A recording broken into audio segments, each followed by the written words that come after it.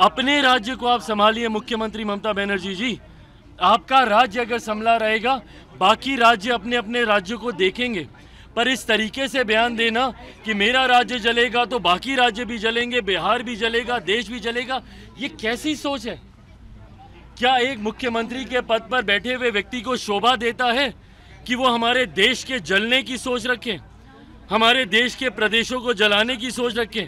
आपकी जिम्मेदारी आपके राज्य में शांति व्यवस्था स्थापित करने की है। आप अगर उसमें नाकामयाब रहती हैं, आपके राज्य में इतनी बड़ी घटना होती है, अगले दिन हुड़दंगई पहुंच जाते हैं और सारे एविडेंसेस को मिटा देते हैं।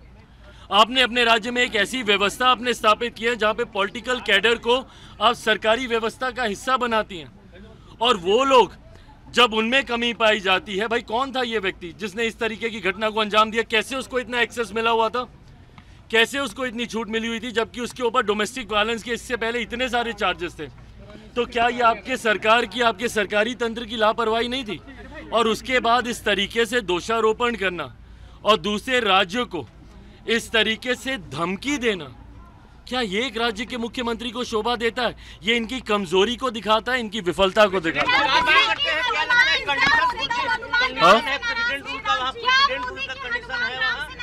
प्रेसिडेंट रूल की कंडीशन वहाँ है। बिल्कुल, बल्कि मैं तो आग्रह करूंगा केंद्र सरकार से कि वहां की वास्तु स्थिति का संज्ञान लेते हुए राज्य में राष्ट्रपति शासन, बंगाल राज्य में राष्ट्रपति शासन, अपने राज्य को आप संभालिए मुख्यमंत्री ममता बनर्जी जी।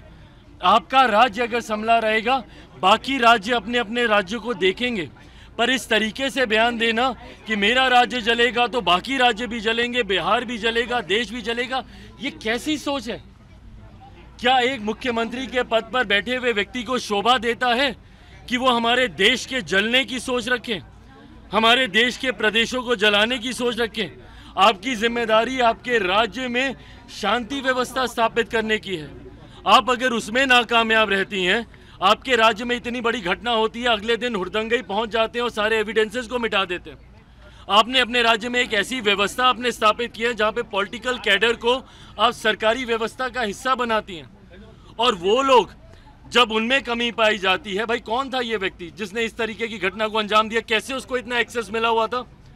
कैसे उसको इतनी छूट मिली हुई थी, जबकि उसके ऊपर डोमेस्टिक वायलेंस के इससे पहले इतने सारे चार्जेस थे? तो क्या ये आपके सरकार की, आपके सरकारी तंत्र की लापरवाही नहीं थी? और उसके बाद इस तरीके से दोषारोपण करना और दूसरे राज्यों को इस तरीके से धमकी देना, क्या ये एक राज्य के मुख्यमंत्री को शोभा देता है? ये इनकी कमजोरी को दिखाता है, इनकी विफलता को दिखाता